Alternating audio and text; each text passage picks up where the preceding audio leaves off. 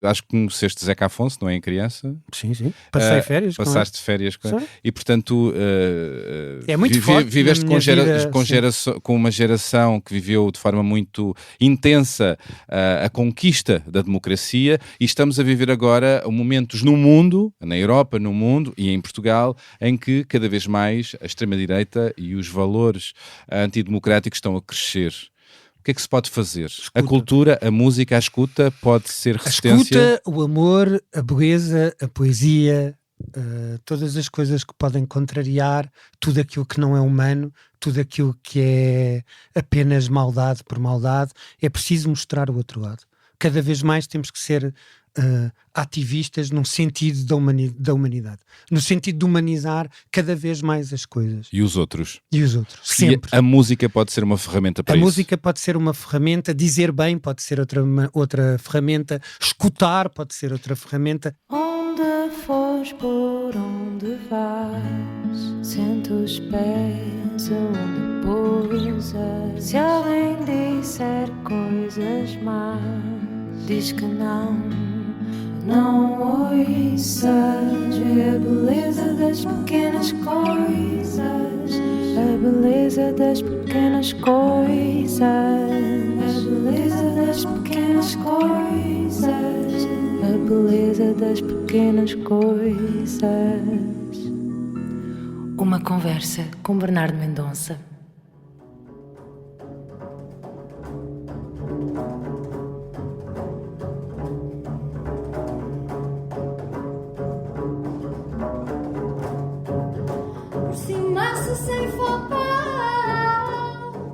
O meu convidado anda há 14 anos a palmilhar o país inteiro, de norte a sul, do litoral ao interior, da Madeira aos Açores, para gravar o nosso cancioneiro nacional e o melhor da música independente.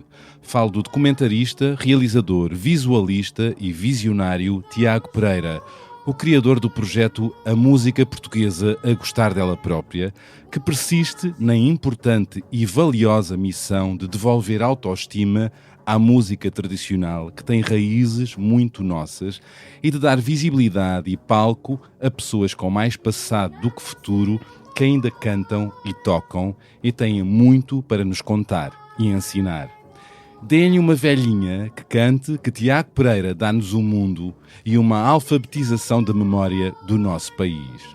E nestes tempos tão idadistas que descartam, desvalorizam e maltratam os mais velhos em prol da novidade e do que é massificado à escala global, o projeto A Música Portuguesa a Gostar dela Própria é um diamante raro e único. Já em 2006, Tiago Pereira ganhara o prémio de melhor documentário no DOC Lisboa pelo filme 11 burros caem no estômago vazio. Um filme passado no Planalto Mirandês, onde Tiago Pereira encontrou histórias de burros e cantigas, e que inclui a velha cantadeira Adélia Garcia, a protagonista desta curta-metragem que retrata o surrealismo popular e como as pessoas vivem no norte de Portugal e têm uma relação especial com os burros. Um filme que merece ser visto ou revisto no Filmin. Acabo de referir a Adélia Garcia e importa fixarem o nome dela, porque foi a pessoa mais gravada por Tiago Pereira em toda a sua vida.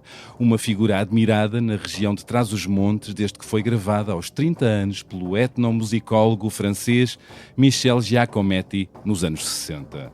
Foi em 2011 que Tiago Pereira criou a música portuguesa a gostar dela própria. Primeiro com amigos, depois a solo, para registar as canções que as pessoas mais antigas trauteavam para espantarem os cansaços, as dores ou celebrarem as alegrias da vida.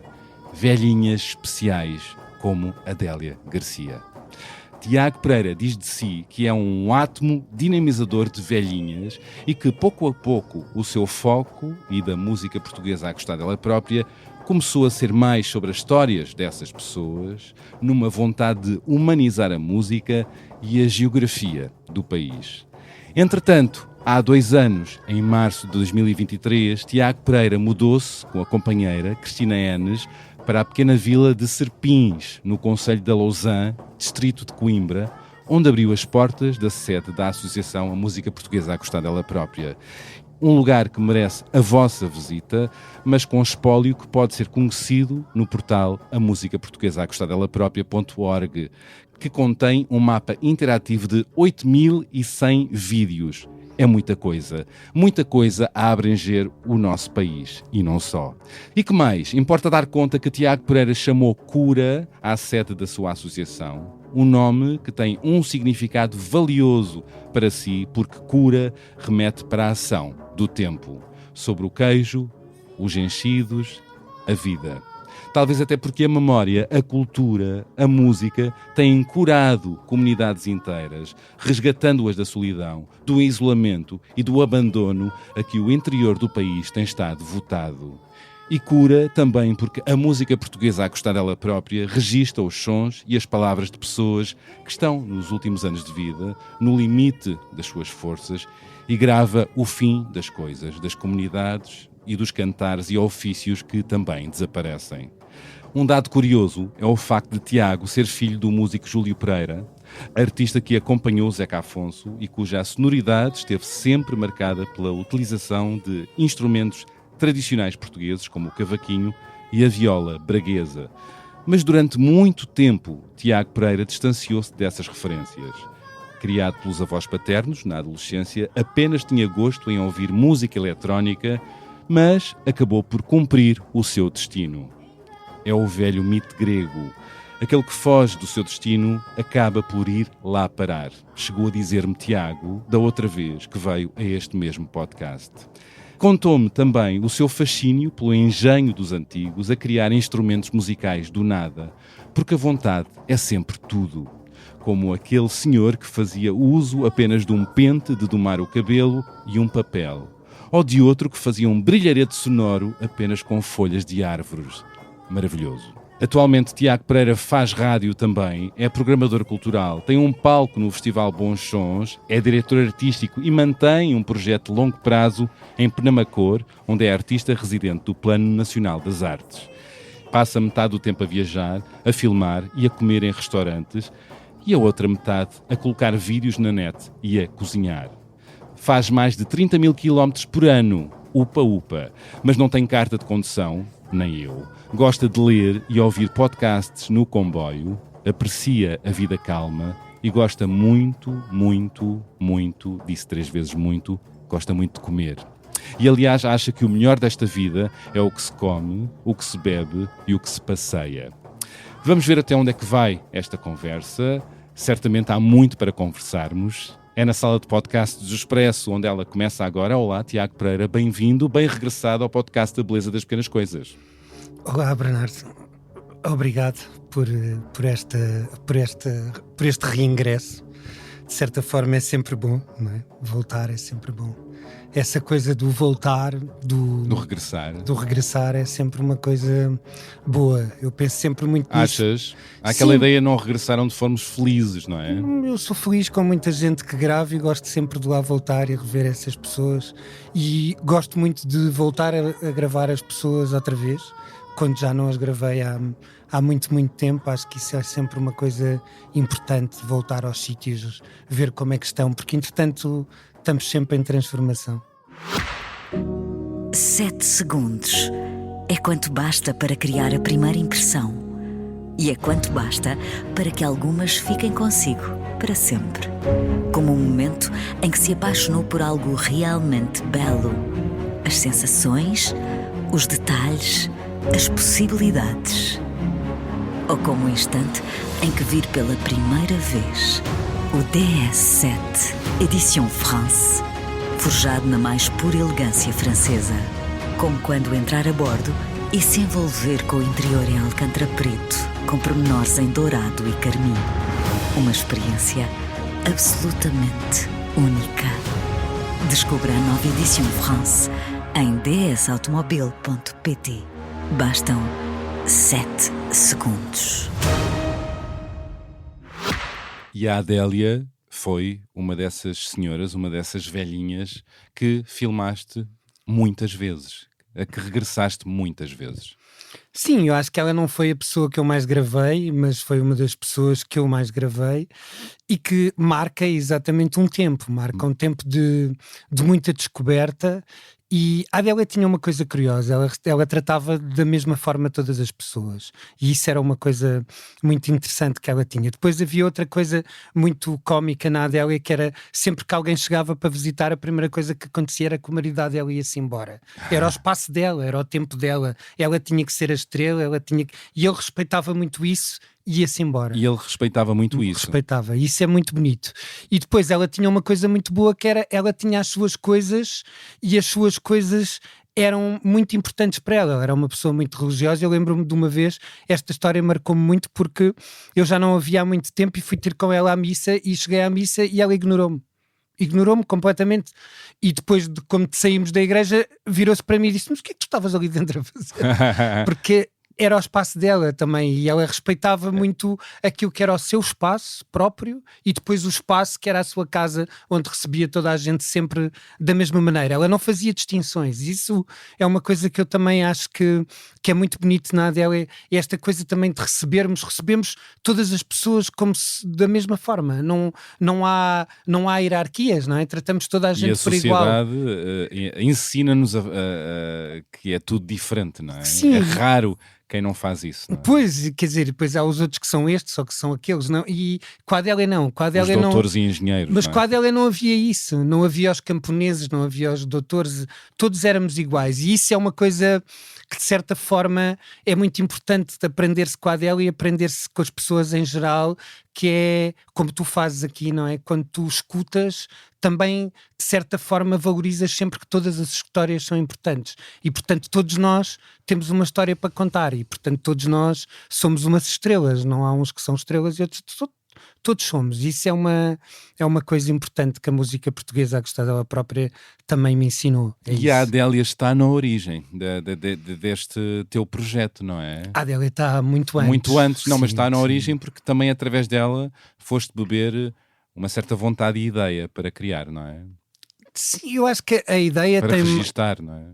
A ideia tem mais a ver com colocar todas as pessoas, toda a diversidade no mesmo espaço.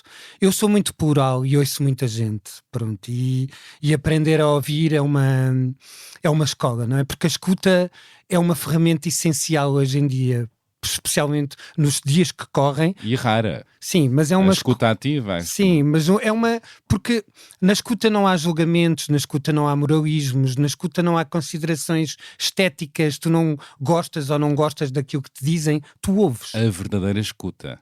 Porque há outras escutas que é só esperar um tempo, uma respiração para contradizer ou para fazer valer a ideia. Isso não é escuta. Isso é o quê? A escuta verdadeira é uma escuta em que tu tens que te iluminar a ti mesmo. Tu deixas de ser. Tu estás ali e ouves a pessoa. E de certa forma acabas por desmontar. Porque senão o que acontece é que temos todas as liberdades a andarem à porrada todas umas com as outras e ninguém escuta a liberdade do outro. E é muito importante isso. É muito importante porque às vezes as pessoas até estão a dizer as mesmas coisas, mas de maneiras diferentes, mas como nunca ninguém nunca usa a escuta como ferramenta, então aquilo dá embate. E essa escuta ativa, essa real atenção ao que o outro está a dizer é também uma das formas de empatia, não é? Perceber a outra pessoa. Ou desmontar. Ou desmontá-la, até para desmontar a forma de pensar. Mas entender, porque às vezes também não te interessa. Porque eu às vezes tenho muita dificuldade em perceber aquela expressão do pôr-se no papel do outro, porque é sempre difícil, porque é como a questão de se dizer que os gostos não se discutem. Não, os gostos têm que se discutir porque é a forma de perceber os contextos. E eu não consigo propriamente pôr-me no papel do outro quando não tenho o contexto. Não vivi aquilo, não sou daquele lugar.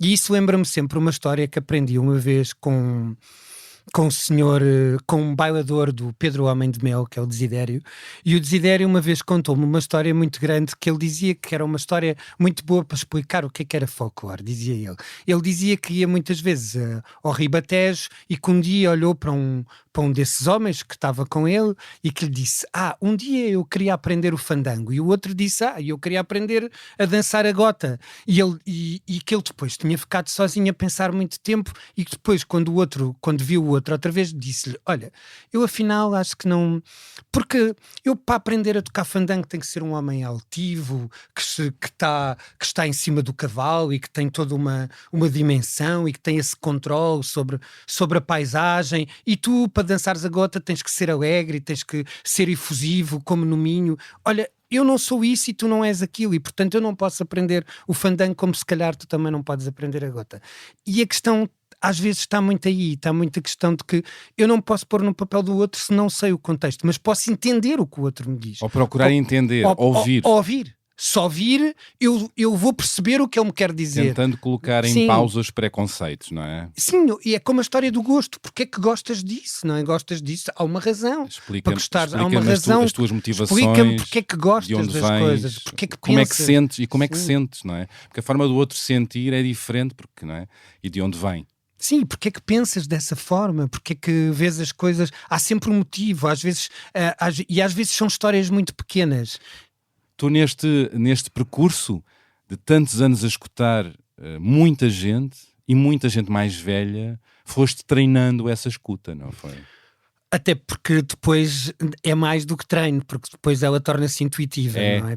Torna-se orgânica, torna-se orgânica. É nossa, não faz é? Parte de nós. E tu depois já sabes, até porque o problema às vezes tem a ver com as pessoas que se dispõem a ouvir o outro, especialmente nos casos das pessoas mais velhas, querem ouvir histórias. Então, de certa forma, têm uma ideia muito pré-definida daquilo que querem ouvir. Vão escutar o outro achando à partida que já sabem aquilo que querem ouvir. Então, de certa forma, estão sempre a conduzem a escuta, e a escuta não pode ser conduzida. E depois há outra coisa, que é cada um de nós tem uma narrativa, e quanto mais velhos estamos, mais a nossa narrativa é complexa. Os velhos têm uma narrativa incrível, eles podem começar aqui, dar não sei quantas voltas e voltam exatamente ao mesmo sítio e continuam, e às vezes param, e às vezes atrapalham-se, e às vezes ficam ausentes. É uma viagem. É uma viagem, e tu tens que perceber a narrativa e tu tens que perceber a narrativa das pessoas.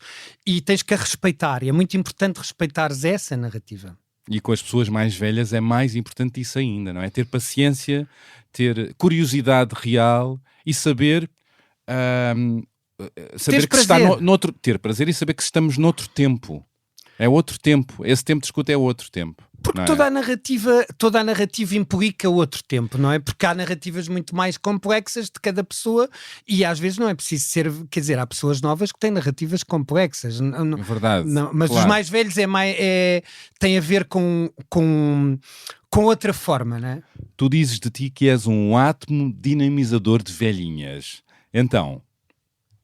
Eu sou uma pessoa que gosta de ouvir, não é? Eu gosto de ouvir velhinhas, sou um átomo dinamizador de velhinhas. Mas também as atrais. Sou muito ativo. Eu acho que essas coisas são coisas que tu vais agarrando para, de certa forma, definir-te a ti próprio, e que depois elas também vão sempre transformando-se contigo à medida que o tempo passa, não é? Hoje em dia... O que é que dirias sobre ti?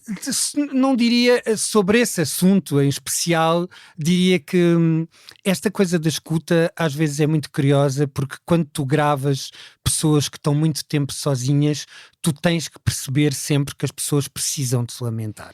E de certa forma, quando tu cantas ou quando tu contas uma história, é tudo um lamento, não é? Basta perceber a gente do fado ou do flamenco, o fado, não é? As pessoas estão-se a lamentar, não é?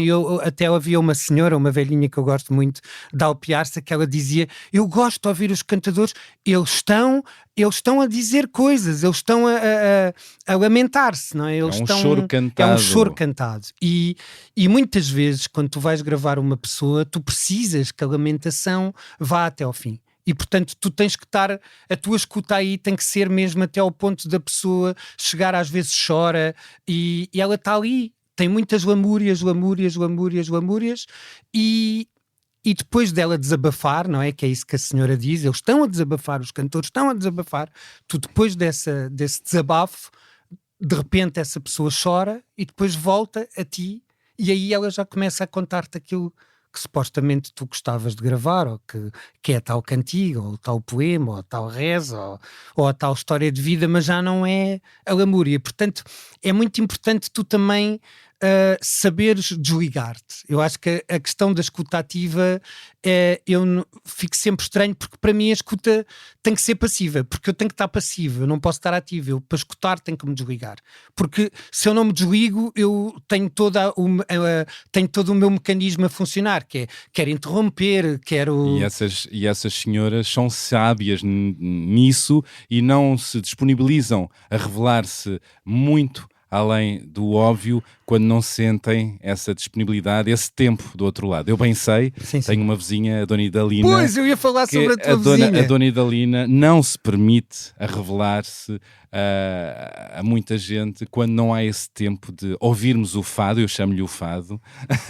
Quando ela primeiro começa a cantar o seu fado, lamentando-se, e depois, sim, revela-se. E aí já estamos ligados quase na mesma idade, com tempos diferentes. Sim, eu tinha uma vizinha aqui em Lisboa que era a Durvalina, que era de Vinhais, que era exatamente como tu descreves a tua vizinha Idalina. Mas sim, mas é isso. Tu precisas que as pessoas estejam sintonizadas, que percebam que tu tens paciência para as ouvir, que estás sintonizado com elas, para depois elas poderem estar à vontade e já não têm que ter defesas e já podem ser o que quiserem ser. O que tu andas a fazer é raríssimo e super valioso a muitas camadas, não é? Obviamente que recolher o cancioneiro nacional e os cantares, as músicas, os hábitos, os ofícios, a música independente é em si um valor muito bom. Sim, mas isso é ver das coisas de uma forma muito básica. Não, espera. Estou a falar de uma camada. E depois tem outro valor humano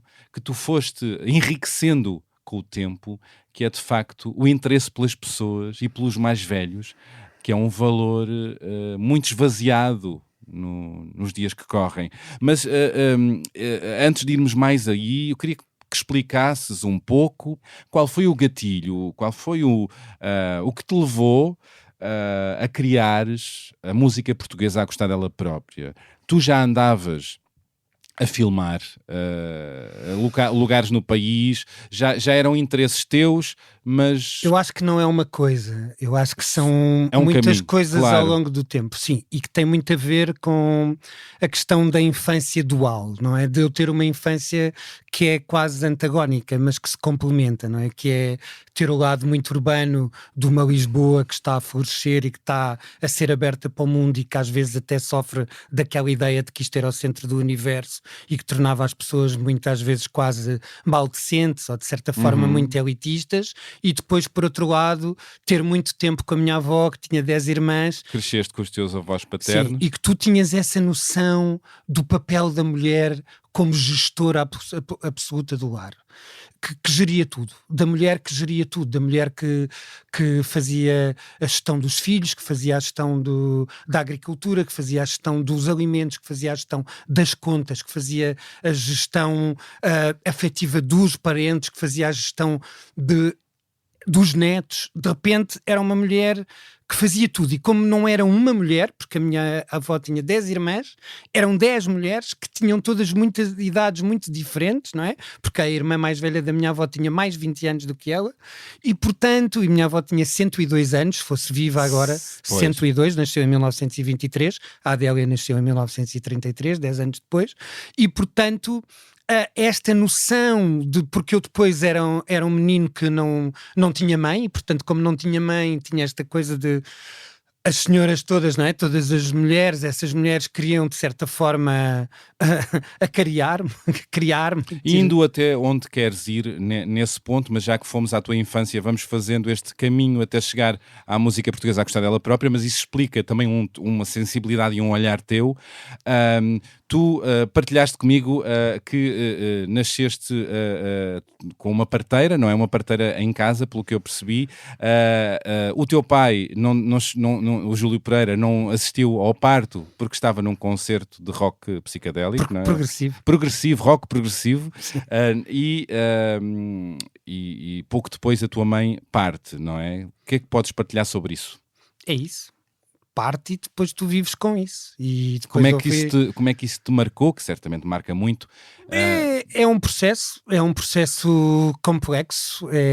Eu acho que não é porque muitas vezes esta questão do teu trabalho é teu norte. Sim, porque muita gente tem a mãe como bússola, não é? E eu não tenho a mãe como bússola, portanto eu tenho que arranjar outras ferramentas para ter uma bússola, porque todos nós precisamos da tal bússola. E portanto eu fui percebendo com o tempo que o trabalho era a minha bússola, mas não era o trabalho por ser o trabalho em si, era pela especificidade do meu trabalho, era porque de facto eu tinha um trabalho que é sempre feito de muita novidade, que é sempre feito de coisas, como tu dizias também, já tivemos esta conversa, que te esvazia e aumenta, não é? Eu acho que essa tua expressão diz tudo, porque é um trabalho que... Isto de conversar e escutar, sim. Não é? Porque está-te constantemente, porque ao mesmo tempo que tu estás sempre a ouvir histórias diferentes de pessoas diferentes, com diferentes passados, com formas diferentes de ser, que às vezes são antagónicas, e tens que estar sempre ao mesmo tempo no meio de qualquer coisa em que não podes tomar uma posição nem de um lado nem do outro, porque tens que ser plural e tens que ouvir todos os lados, e isso não é fácil. E essa ferida ou essa ausência, essa dor, também moldou um olhar teu para o mundo? Moldou, porque eu sempre tive grande respeito pelas mulheres, porque eu tinha a ausência de uma mulher matriz. E num mundo, enfim, das mulheres patriarcal e tão machista, sim, exatamente. Isso diferenciou-te?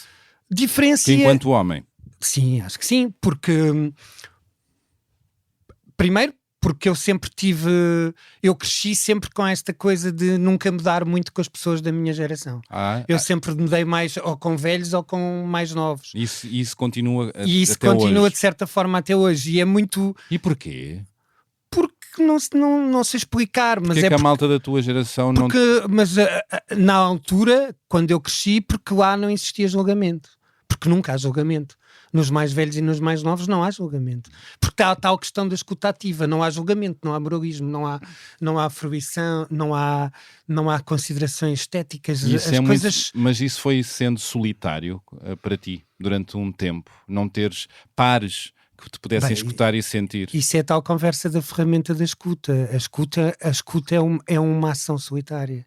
É sempre o meu trabalho é um trabalho solitário. Eu escuto muita gente, não é? Durante muito tempo eu não posso ter uma vida social muito ativa, porque a minha vida social está feita ali, não é? Depois dizem, tu não vais a concertos. Não, eu gravo pessoas, eu tenho concertos privados quase todos os dias. Como é que depois eu consigo ter cabeça para ouvir música? Eu depois a seguir ponho os vídeos na net, quer dizer, é muito... Mas isso estar muito ligado, eu reconheço-me nisso, como sabes, isso estar muito ligado ao nosso trabalho, a escuta, há um lado solitário que tem uma fatura, um peso, não é? Porque não conseguimos estar em todas, porque nos entregamos muito a escutar e a dar-nos no trabalho. O bastidor, e como é que é o bastidor emocional? É complexo exatamente por isso, porque tu exatamente pelo lado que te esvazia e pelo lado que te aumenta, não é? Porque há sempre ali um momento que é só teu, em que tudo não é... Porque tu às vezes gravas, tens momentos de uma intensidade gigante e depois a seguir tudo acaba e tu ficas ali sozinho a olhar. Tipo, tens o material, arrumas o material, vais-te embora à tua vida, porque a vida continua sempre em frente, não é? A vida toma sempre partido da vida. E nós escutamos a vida dos outros. E nós? Escutamos a vida dos outros. E então, como escutamos a vida dos outros, também as vivemos ou as sentimos de alguma maneira? Vivemos sempre a vida deles, não é? Porque quando tu escutas... São muitas vidas que tu carregas em ti, não é? Tu próprio deves saber isso, quer dizer, tu a tua cota parte, não é? Tu ouves pessoas semanalmente e ouves pessoas durante 2 horas, que é uma proeza, e portanto obviamente que isso para ti, lembras-te quando eu tenho sempre esta sensação, porque agora isso perdeu-se um bocado, mas quando eu era novo nós íamos ao cinema e depois saíamos do cinema e ninguém falava, e íamos para um bar e ficávamos a beber cerveja porque o filme tinha-nos tocado de tal forma que ninguém conseguia dizer nada, e eu senti isso um bocado muito com a minha vida, não é? Às vezes vou gravar coisas, vejo acontecimentos, estou ali a assistir a certas coisas, que aquilo depois se instala em mim, e tal como se instalam as tristezas das pessoas ou as alegrias das pessoas, e essas coisas que se vão instalando têm uma carga e tu tens que saber viver com elas, mas ao mesmo tempo isso faz com que tu continues sempre, não é? Tens sempre uma coisa que te guie, tu sabes que vais sempre continuar a querer escutar. E às vezes é muito difícil, quer dizer, esta coisa de quando não é? Uma vez, porque eu acho essa coisa das camadas, eu voltando atrás na conversa, o meu trabalho tem muitas camadas e às vezes eu penso sempre que eu gravo para que muitas pessoas de várias disciplinas possam agarrar nos meus vídeos e estudar de diferentes formas, não é? Tens a geografia, tens a paisagem, tens o território, tens a antropologia, tens a sociologia e depois destas camadas todas tens a outra que é a neurologia, que é como é que a música afeta as pessoas, como é que a música lida com as pessoas e como é que tu lidas com este fim todo das coisas. E às vezes é mesmo muito difícil. Eu lembro-me de quando a pandemia começou, que eu e a Cristina e o Gabriel fomos gravar tínhamos um projeto que era gravar as pessoas à janela, que tu falaste sobre isso, e de repente uma senhora teve um aneurisma e caiu. E nós tivemos que chamar o INEM. Enquanto estavam a falar com ela? Enquanto estávamos a gravar. E isso esse vídeo que nunca mostrámos a ninguém, não é um vídeo nosso, é um vídeo em que se vê uma coisa muito, muito importante, que é, ela está a cantar e tem um aneurisma e ela cai, mas ela só para de cantar quando cai no chão. Ela esteve sempre a cantar. E isso devia ser estudado, as pessoas deviam poder estudar esse vídeo. E a seguir ela foi para o hospital e nós fomos e ela depois morreu 15 dias depois, e nós fomos ao funeral e o marido abraçou-se no funeral a dizer, e ela morreu no palco como sempre quis, mas aquilo foi de tal forma forte, de tal forma, porque tu estás sempre a gravar o fim até gravares mesmo o fim. Quando gravas mesmo o fim... Como é que foi gravar o fim de alguém? É muito duro. Ficas a pensar porque é que fazes as coisas. E foi aí que eu fiquei super deprimido e que depois decidi dar o nome de cura à cura. Porque nós não podemos ser a doença, temos que ser a cura. Temos que poder sempre apresentar a esperança e nunca pensar que só estamos a gravar o fim. Mas estamos a gravar o início de outra coisa qualquer. O início de todas as outras pessoas que podem vir a seguir e cantar aquelas cantigas todas e mantê-las vivas. O que tu tens feito é uma cura também para quem é gravado, mas também para quem escuta e conhece, recupera uma memória que não tinha. Muitas vezes isso acontece. Isso tem a ver com a tal frase da alfabetização da memória que depois nós tornámos como o nosso modus operandi, não é? Até porque, de certa forma, ficou a ser o nosso método, não é? Porque nós também criámos os nossos próprios métodos para o trabalho e decidimos dar o nome de alfabetização da memória aos vários métodos da música portuguesa a gostar dela própria, e um deles é esse de tentar sempre publicar no mesmo dia que gravas a pessoa, porque quando fazes isso, sim, por isso é que eu às vezes estou a gravar e depois vou almoçar e vou para o restaurante com o computador e meto durante o almoço, faço o upload ao mesmo tempo, sim, enquanto almoço. Trincas alguma coisa. Sim, porque isto o que acontece é que aquela pessoa foi gravada, contou a alguém, mas alguém vai ver e depois acontece um fenómeno viral local, que é, as pessoas viram e começam-lhe a telefonar e às vezes é o filho que está na Alemanha ou o familiar que está no Canadá e que lhe telefona e diz, estiveste mesmo bem, e passado há muito tempo a seguir ou há algum tempo, telefonam-te e dizem-te, volte cá outra vez porque eu já me lembrei de mais coisas. Há um reforço cognitivo. Por causa disso. O reforço positivo nas pessoas é outra coisa que é muito importante sempre, não é? Pensarmos sempre, porque isso é outra coisa da música portuguesa a gostar dela própria, é vermos as pessoas todas como pessoas reais, tal como são, com o bom, com o mau, com os seus defeitos, com as suas incoerências, com as suas coisas, não é? Porque todos somos demónios e anjos ao mesmo tempo. Todos somos imperfeitos, sim, contraditórios. Todos somos imperfeitos, contraditórios, incoerentes e temos que respeitar isso em cada um de nós. Passaste a respeitar isso em ti? Claro. Aprendi a respeitar isso em mim. É um processo. É um processo. Aprendi. Primeiro aprendi devagarinho e agora aprendi mais e espero continuar a aprender. Eu acho que as coisas todas é que quando é tu saberes lidar com o erro, sempre assumir o erro, mas que podes melhorar sempre para poderes sempre ser melhor do que o teu erro. E isso é uma coisa. Cada vez melhor. Se falhar cada vez melhor. E recuperar a falha cada vez mais, de uma forma cada vez mais eficaz. Exato. Isso também. Usar o balanço. Sim, e para poderes voltar ao de cima usar o e poderes borrão. falhar outra vez. Claro. Humanizar o erro, não é? Humanizar tudo. Eu acho que a grande questão é humanizar tudo. Eu gravo, cada vez mais estou convencido que gravo para humanizar tudo. E fala-me dessa cura. Quero ir mais fundo nessa cura, que é o que tens feito. Chamaste cura à tua sede e as pessoas deixam-se filmar e revelar através das suas histórias, canções, pessoas que estão no fim da sua vida e que não são escutadas muitas vezes, não são conhecidas, são invisíveis, até os nossos velhos são muito invisíveis, e esta cura vai até onde? O que é que anda a curar? Anda a curar muita coisa, não é? A grande questão, a cura agora tem um coro, não é? E um coro é uma espécie de uma biópsia da sociedade. Num coro tu consegues perceber muito bem a sociedade. Esta questão, fiquei a pensar muito tempo nisto e na história da Virginia Woolf, da tal coisa de um quarto para si mesmo, e de pensar que porque é que na sua maioria eram as mulheres que iam a estas questões dos ranhos folclóricos e dos cores, e porque é que eram na sua maioria as mulheres? E muito principalmente porque as casas não estão feitas para haver um espaço só para a mulher. Muitas vezes, porque quando tem a casa, quando tem uma divisão a mais que pode ser de uma pessoa só, na maior parte das vezes é um escritório, é dos homens.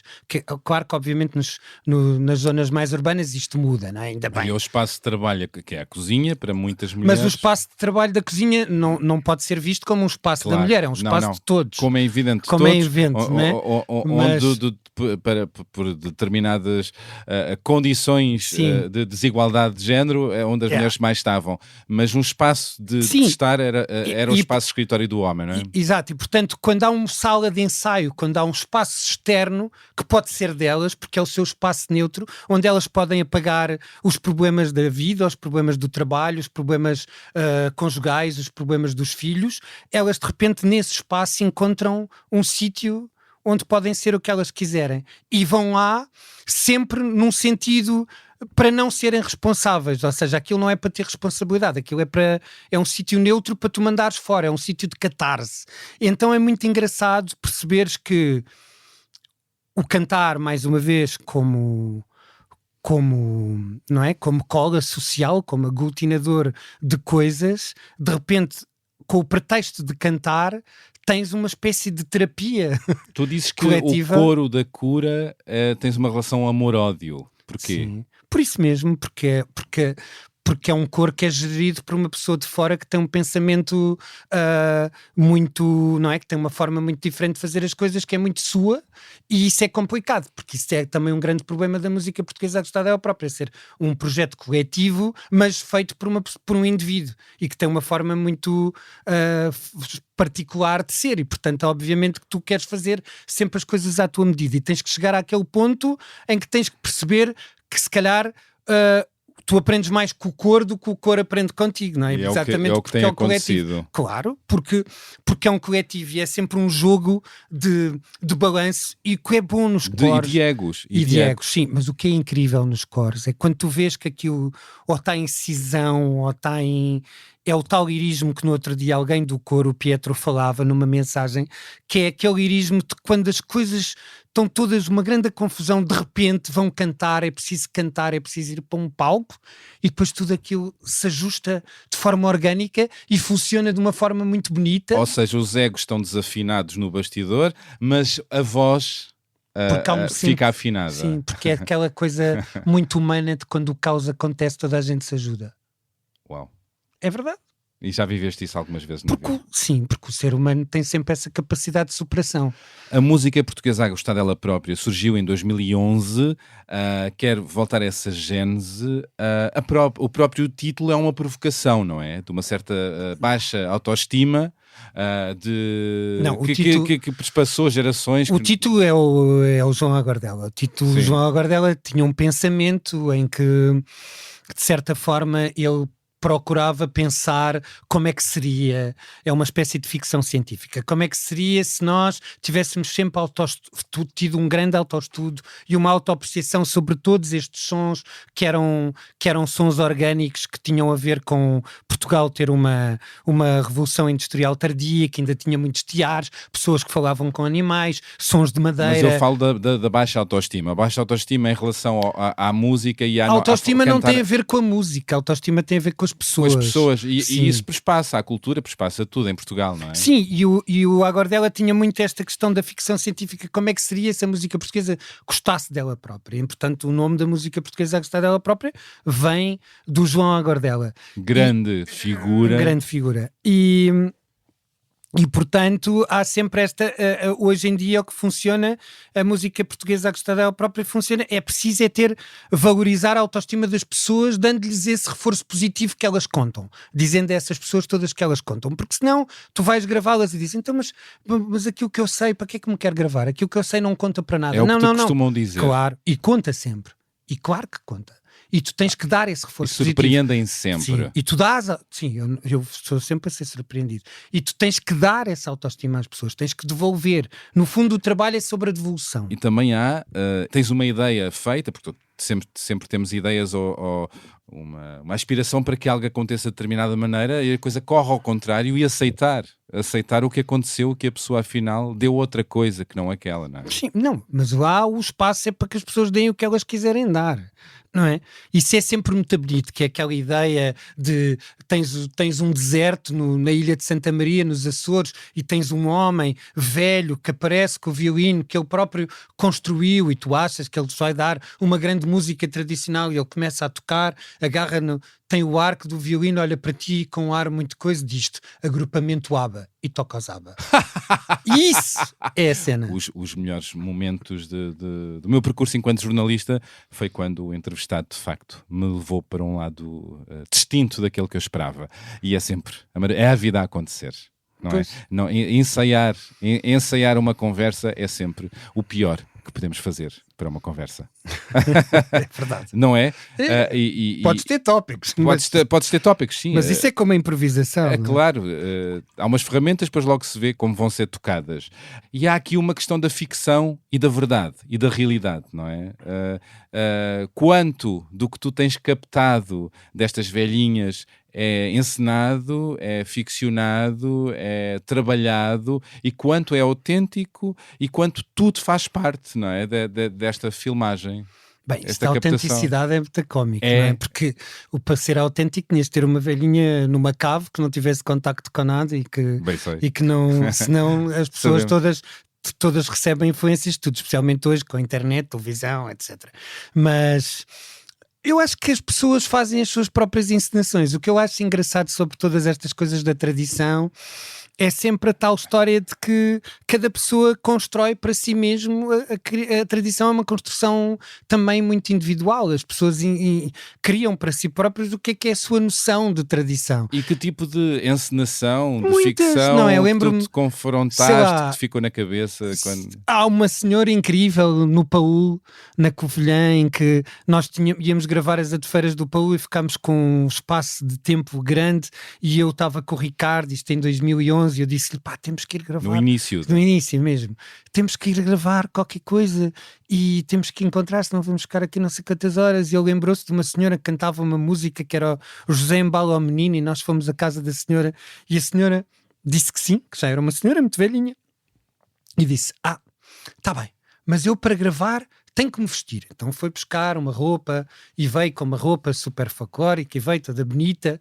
Depois olhou para nós e disse, mas eu para cantar esta música tenho que ter um berço. E depois demorou, mas sempre que ia buscar... Um berço, porque ela ia cantar o José Embala ao Menino, ela queria embalar o menino. Mas sempre que que dizia que era preciso qualquer coisa, demorava imenso tempo, nós ficávamos ali à espera. Depois ela foi buscar o berço, demorou um monte de tempo. Depois voltou com o berço, olhou para nós, mas agora não tenho bebê, então preciso de um menino. Então foi-se embora, foi buscar um boneco, não sei o quê, do bebê. E depois lá voltou, e depois começou, depois havia barulho e não podia começar. E nós, não, tem que repetir. Então às tantas, até o vídeo que está na internet, ouve-se o Ricardo dizer: agora é que é sério, agora é que é sério. Porque já tínhamos tentado começar aquilo uma data de vezes e nunca era a sério. Então pronto, depois ela canta o José Embala Menino. Mas o que é bonito nisto é, vamos dizer o quê? Que aquilo para ela é real. Ela quis fazer aquilo assim. E eu acho que também é muito bonita esta ideia de que a música portuguesa, a gostar dela própria, é teatro, é pintura, é o que as pessoas querem. E ela está toda ali, não é? Sim, portanto, aquela construção é dela. É dela, e portanto, é a sua identidade. Exato, portanto tu tens que dar o espaço às pessoas para elas poderem ser o que quiserem. Se querem encenar, encenam. Se não querem encenar, não encenam. Se querem... Não, eu acho que isto... Se querem cantar enquanto cozinham ou trabalham no campo. Sim, e por isso é que às vezes, por isso é que com o tempo, não é? Tu percebes que a pior coisa que podes fazer quando tens esta coisa de quereres realçar a autoestima das pessoas é depois não as gravares. E portanto, tu às vezes tens que encontrar dispositivos para gravar a pessoa, mesmo que a pessoa não cante, não tenha histórias de vida, não tenha ofícios, não queira dizer nada, tu tens que arranjar. Então lembro-me de uma vez irmos gravar um poeta no Alentejo, que era o Heitor, e ele de repente já tinha a câmara, tudo, já estava tudo preparado, e ele olha e diz: eu não vou dizer nada porque eu tenho medo de me enganar, eu não quero que isso fique aí com o meu erro. Então ele senta-se e fica a olhar para o infinito. E nós gravámos na mesma, e ficou a paisagem sonora do Heitor sentado na porta de sua casa a olhar o infinito. O valor do silêncio. O valor que não existe, que é a paisagem que está à sua volta, que tem cães, que tem carros, que tem galos, que o silêncio não existe. Não, o silêncio da pessoa perante os sons. E depois já fizemos isso de outra forma, no Estreito, na terra da minha avó, em que era um senhor que tinha sido barbeiro toda a vida ali, e nós sentámos na cadeira de barbeiro e ele não dizia nada. E nós dizíamos: então não sei o quê, quanto lá, como é que foi? Comecei, e depois parava.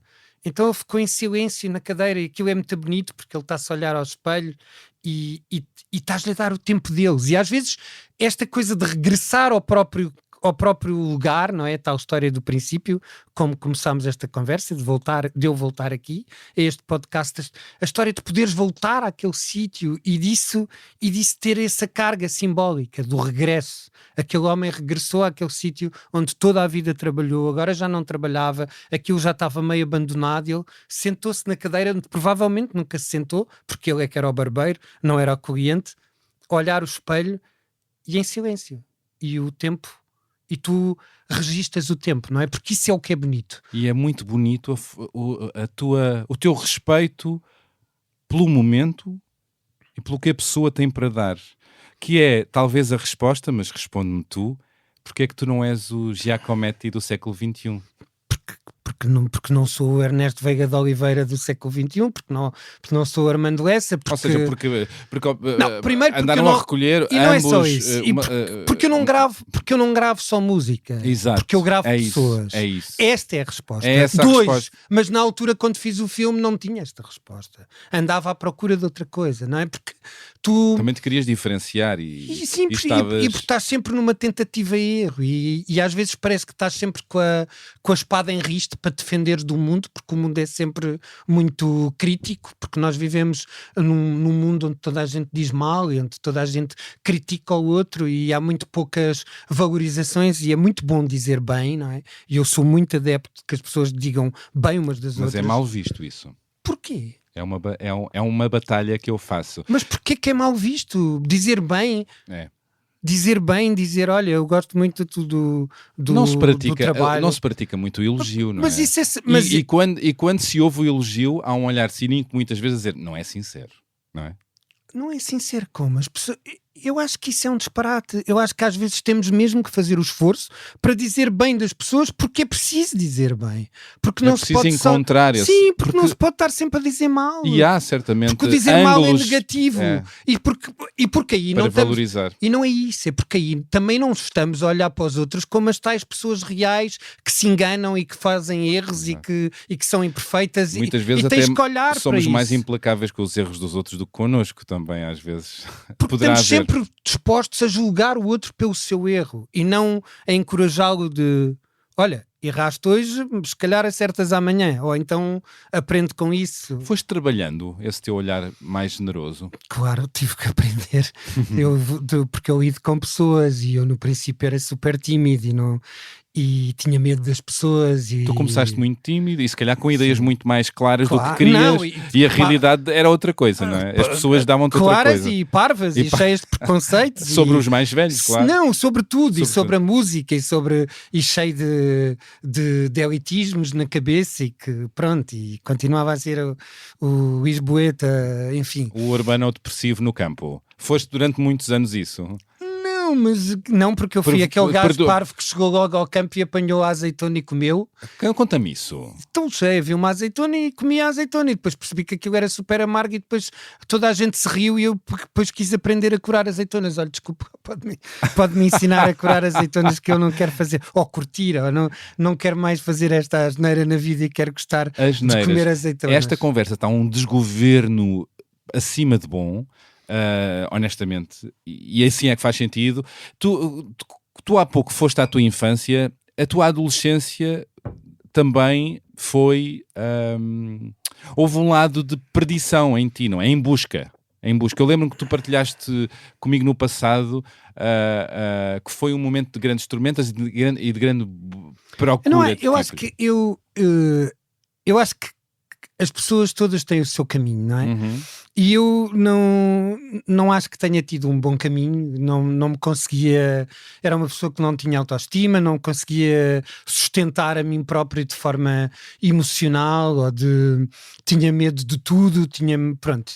E de certa forma procurava um isolamento e procurava sempre e foi difícil. E obviamente que isso foi muito difícil de confronto, porque depois, se tu não estás com as outras pessoas, depois também não aprendes, porque tu precisas de estar com os outros, precisas de viver socialmente. Nós somos animais sociais, nós somos o contrário. E portanto isso foi tudo muito difícil. E portanto eu tenho... Aquilo que eu vejo é que o que importa para mim é sempre a superação. A mim interessa-me sempre, porque todas as histórias que eu gravo e que verdadeiramente me tocam são as histórias da superação. Eu acho isso muito bom, a superação e o foco, não é? Por isso acho. E a tua história é uma constante superação? Até agora? Às vezes sim, outras vezes não, mas é sempre uma constante transformação e eu acho que isso é bom, percebes? Eu acho que é uma constante transformação porque tu tens que ter, eu acho que também há, da mesma maneira que a escuta é uma ferramenta essencial, a autoanálise é uma ferramenta essencial e tu tens que estar sempre a olhar para dentro e perceber. E custa. Custa, obviamente, mas tu tens que estar sempre capaz de fazer essa observação de ti mesmo e estar disposto a mudar aquilo que efetivamente se torna depois um vício, porque depois há coisas que se tornam vícios e que tu teimas em desconsiderar, porque aquilo já é quase como se fosse tradição, mas a tradição não é toda boa, não é? Há coisas, o escovagismo também era uma tradição. É preciso cortar certas coisas. Temos falado muito da importância da alfabetização da memória, de escutar os mais velhos. Este país não é para velhos? Este país é lindo. Nós somos uns privilegiados por vivermos num país que tem tantas camadas de beleza e de diversidade e que é tão rico e tão pequeno ao mesmo tempo e que tem tanta variedade e que tem tantas coisas tão diferentes. E como é que tratamos os nossos velhos? O que é que tu achas? Tratamos mal, mas isso, os velhos são maltratados à partida porque porque ficam a ser um fardo, não é? E cometemos um erro muito grave, que é metemos as pessoas em caixas, mas as caixas não são as mesmas, não é? As crianças estão lá no infantário e os velhos estão nos lares, e não há espaços comuns onde os velhos possam ensinar aos mais novos e os mais novos possam ensinar aos velhos, onde possa haver essa intergeracionalidade que é tão importante, porque é muito importante. Nós temos sempre a aprender, tanto com os mais velhos como com os mais novos. E é a sociedade a criar isso, não é? Não é a culpa de X, Y não, ou Z, é o sistema. É o sistema. Porque é o sistema, O sistema e estamos a falar isso. da qualidade desses lugares, que muitas vezes não é bom, os ordenados das pessoas para poder pagar esses Por lugares, isso é incrível a ver vida das pessoas Sim. que trabalham, os filhos, os netos, que não conseguem estar a tempo inteiro só para dar conta disto. Ter uma pessoa a tempo inteiro numa casa a cuidar de alguém que precisa, aliás, uma empresa, porque uma pessoa nunca poderá ser só uma pessoa, anda perto dos 3.000 euros numa empresa que pode rodar 24 horas, 2.500 euros, 3.000 euros. Ora, o ordenado da maioria das pessoas não chega a isto. Sim, mas mais uma vez a tal história da superação. Eu conheço muita gente que tem 92, 93, 95 anos e que vivem sozinhos, tomam conta de si próprios. Mas isso também é a sorte e são a saúde, incrível. não é? Ao trabalho, eles estão sempre a trabalhar. É incrível ver as pessoas que trabalham no campo, o quanto o trabalho no campo faz com que exista uma resistência. Mas não sabemos, incrível. Nem toda a gente que... Não, claro, eu não estou a dizer isto, claro. Eu estou a dizer isto... Sabemos lá nós o que é que nos pode acontecer. Este país devia ser mais para velhos. O país, o mundo...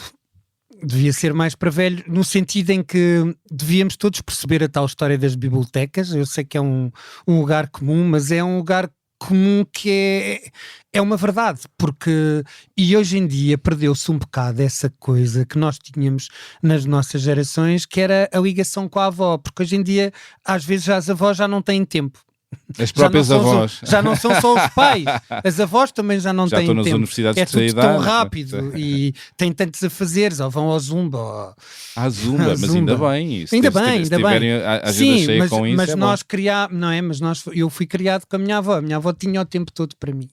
E perder-se isso, não é? Perder-se essa ligação com as avós também é complexa, porque eu acho que é especialmente quando és criança que aprendes muito mais com os mais velhos. Não é depois.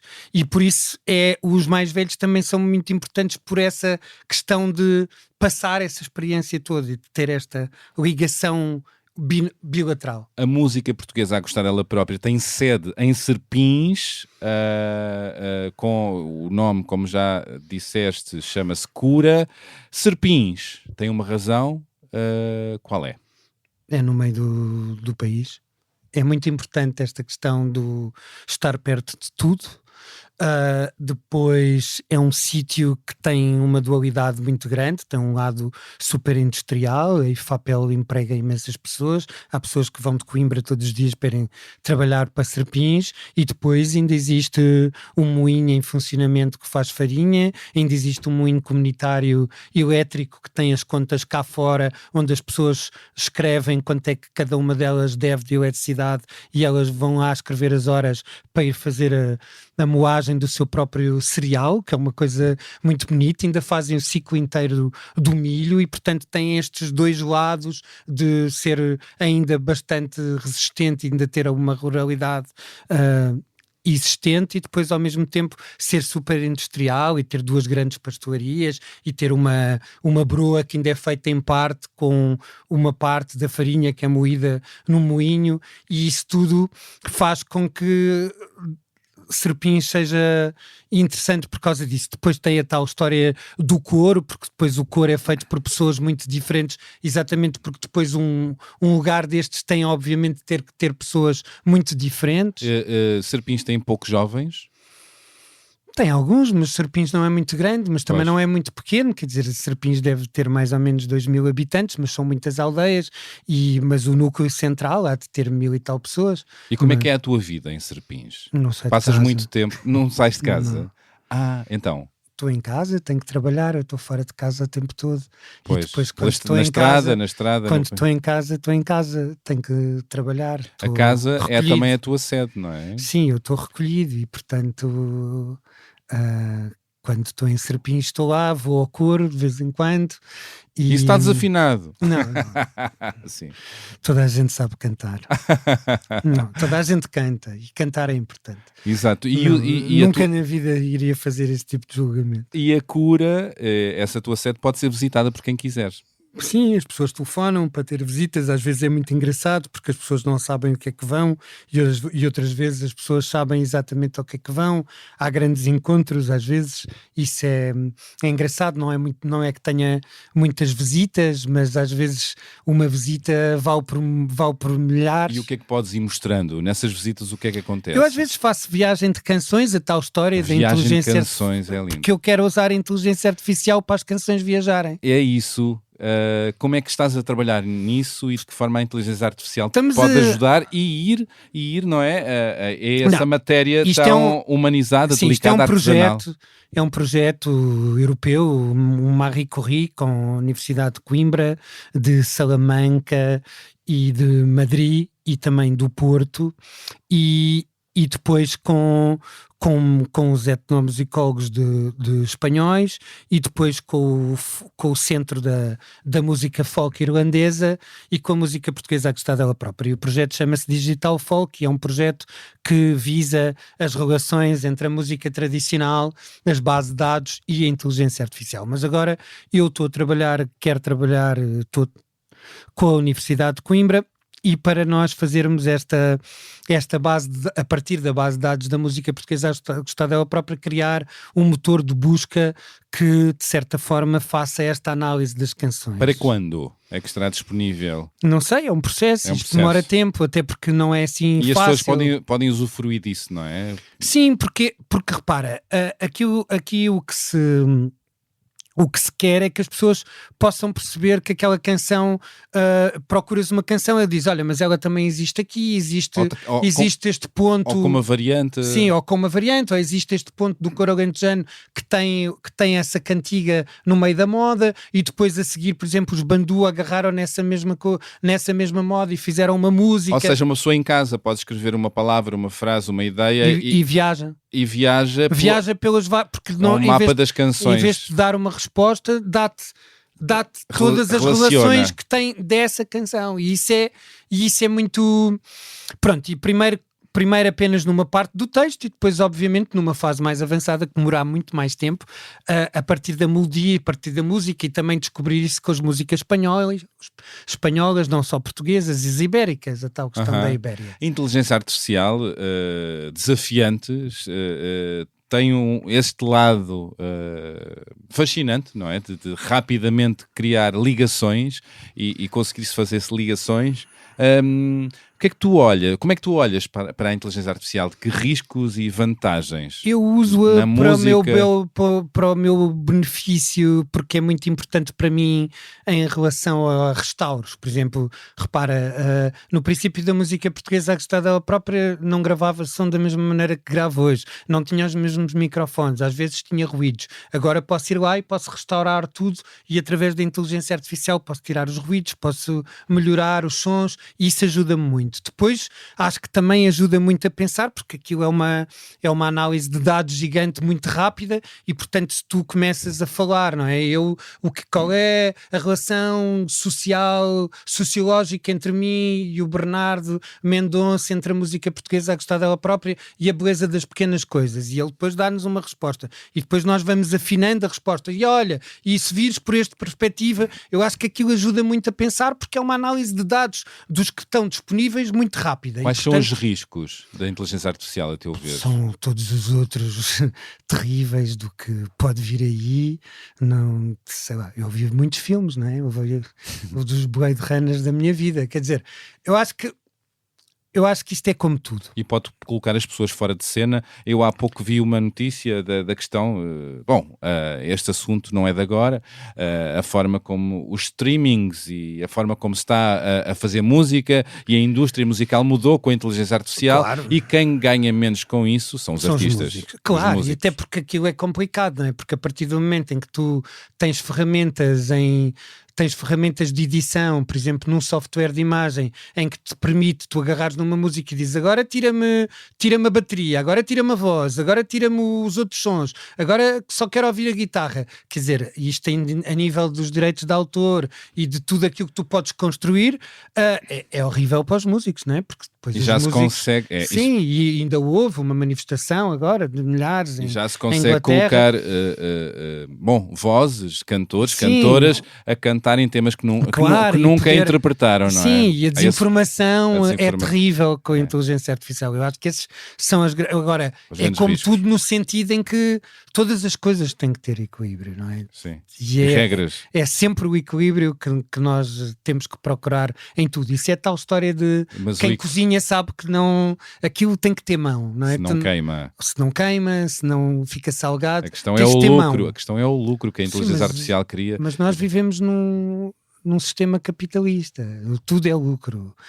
Isso também é uma das grandes guerras da música portuguesa, a gostar dela própria, é como tentar explicar sempre que nem tudo tem que ser um produto. Nem tudo tem que ser um produto, nem tudo tem que ser lucro, não é? Exato, e isso é muito difícil. É Porque muito as pessoas, difícil, não é? Porque as pessoas vivem todos os dias com dinheiro e precisam todas de dinheiro para viver. Então é muito difícil ensinar às pessoas a valorizar outras coisas. Às pessoas que a malta da nossa geração mais nova... Eu acho que isso tinha que estar nas escolas, não é? Tens que ensinar a valorizar outras coisas, a perceber outros valores, temos que perceber os valores contextos, humanos, temos que claro. perceber os contextos que as pessoas Exato. podem precisar mesmo de... Não é? Que não, é o que eu estou a dizer, é por isso é que é muito do trabalho difícil, pago é importante. porque as pessoas precisam do dinheiro para viver, mas ao mesmo tempo isso também tem que ser explicado, mas é difícil, não é mesmo nada fácil isso, e por isso passado muito tempo de uma conversa com o meu amigo Ricardo, o mesmo que também gravou A Senhora do José Embala ao Menino, percebemos que se calhar uma boa definição para música tradicional para nós, que é a nossa definição, isto não é uma definição para o mundo, é uma definição que nós achamos que faz sentido para nós. O que é a música tradicional para É ti? isso, para nós, é isso. Essa definição diz que é toda a música que não é um produto e que nunca é igual duas vezes. Porque quando tu vais gravar a tal velhinha, ela canta-te agora isto assim, mas a seguir, passado uma hora, já te vai cantar ao contrário, e às vezes ela canta só para si própria e aquilo não é um produto. E portanto, se calhar para nós, só para nós, e é bom ter estes aspas muito claros, é a nossa definição, fomos nós que faz sentido para nós. É se calhar bastante incrível pensar que a música tradicional para nós é isto, que é tudo aquilo que não é um produto e que nunca é duas vezes a mesma coisa. E é uma questão que podemos refletir e pensar noutros campos das nossas vidas. Nem tudo ser um produto. É um desafio para ti também, não é? Sim, para mim é muito difícil, porque eu lido com isso todos os dias, porque aquilo que a música portuguesa, a gostar dela própria, tenta sempre é encontrar toda a outra música que não está na indústria, toda a outra música que é cantada no sentido primordial do cantar, que é para ti próprio, e também no sentido da catarse, no sentido da música como forma de transcendência, da música coletiva, da música dos amadores, da música das pessoas que se juntam, de todos estes cores, de todos estes movimentos coletivos onde a música tem um caráter social muito forte e que é super importante para essas pessoas e que cola mundos, cola pessoas, é uma cola social incrível a música. A música. Eu agora tenho um áudio que poderá ser uma cola também para a nossa conversa. Estás preparado? Estou. Vamos. Olá, Bernardo e Tiago. Tiago, aqui estou eu para te deixar esta mensagem especial. Eu sei que não estás à espera que seja eu e guardei este segredo até agora. Eu conheci o Tiago em 2018 e foi assim muito de repente que ele e a música portuguesa a gostar dela própria entraram na minha vida. O Tiago é das pessoas com mais foco e com maior capacidade de trabalho que eu conheço e acho que isso ajuda a explicar o arquivo gigante que é hoje a música portuguesa a gostar dela própria. Ele costuma dizer que só tem jeito para gravar pessoas e eu sei que ele tem jeito para tantas outras coisas, mas apesar disso eu sei que de facto é de gravar que ele mais gosta e por isso é muito difícil ir de férias com o Tiago sem levar a máquina de filmar atrás. há poucos anos fomos à Geórgia, tínhamos estado numas semanas intensas de gravações com a música portuguesa a gostar dela própria, e fomos de férias, íamos só descansar e passear, e quando voltámos acabámos quase a estadia inteira a gravar grupos de polifonia georgiana, e viemos com dezenas de vídeos e com 7 grupos de polifonia gravados. O Tiago é intenso e tem fama de ter mau feitio, e eu sei que isso não é verdade. Ele é das pessoas mais bem dispostas e mais leves que eu conheço. Ele não costuma deixar coisas por dizer, e quando erra sabe assumir o erro e pedir desculpa. Mas eu sei que por vezes a sua frontalidade é mal compreendida. É uma pessoa muito generosa e atenta aos amigos, é muito presente também na vida de todos, e é generoso também na partilha do seu trabalho, que é público e acessível a todos e todas. Felizmente o Tiago não se leva nada a sério e não tem medo do ridículo, e por isso eu nunca penso nos 12 anos de diferença que nos separam. Basicamente os nossos dias são passados a brincar. E partilho aqui uma história que aconteceu há poucas semanas em Penamacor. O Tiago foi dinamizar uma sessão de uma oficina de saber gravar, foi ensinar os miúdos do agrupamento a gravar pessoas. E o feedback curioso que recebeu de um aluno dessa escola foi que tinha gostado muito do Tiago e da forma como o Tiago interagia com todos, como se fosse um deles. E eu acho que essa avaliação certeira é aplicável não só aos mais jovens como aos mais velhos. O Tiago tem essa capacidade admirável de tratar o outro sempre com dignidade e sem paternalismos e condescendência, algo que quando estamos a trabalhar com pessoas mais velhas não é assim tão comum. E por isso o meu sincero desejo para o Tiago, e porque acho que todos beneficiamos dessa sua perseverança, é que ele continue a gravar até ser muito velhinho. E agora, chegado ao fim, vou só lançar uma pergunta ao Tiago. Eu sei a resposta, mas gostava que ele partilhasse com todos, porque eu acho que é uma resposta um tanto improvável. Então, Tiago, quem é que é o teu ídolo? Um beijinho e até já!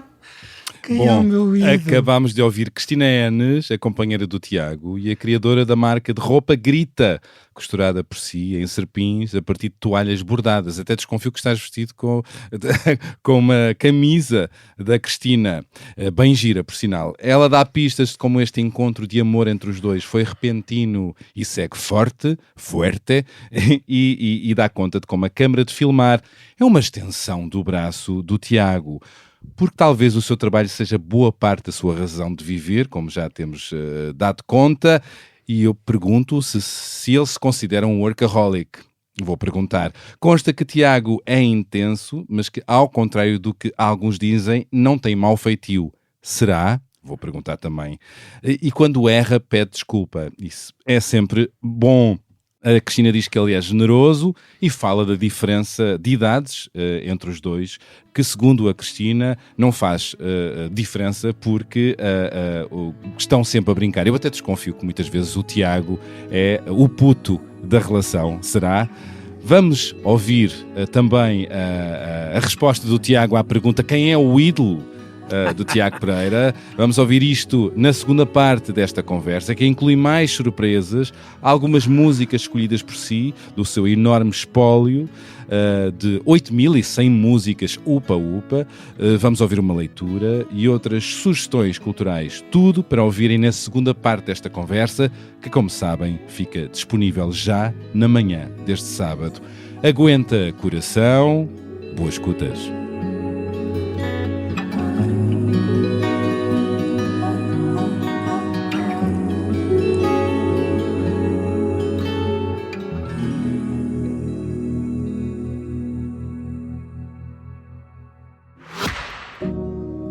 Segundos é quanto basta para criar a primeira impressão, e é quanto basta para que algumas fiquem consigo para sempre, como um momento em que se apaixonou por algo realmente belo. As sensações, os detalhes, as possibilidades. Ou como o instante em que vir pela primeira vez o DS7 Edition France, forjado na mais pura elegância francesa. Como quando entrar a bordo e se envolver com o interior em alcântara preto, com pormenores em dourado e carmim. Uma experiência absolutamente única. Descubra a nova edição France em dsautomobile.pt. Bastam 7 segundos.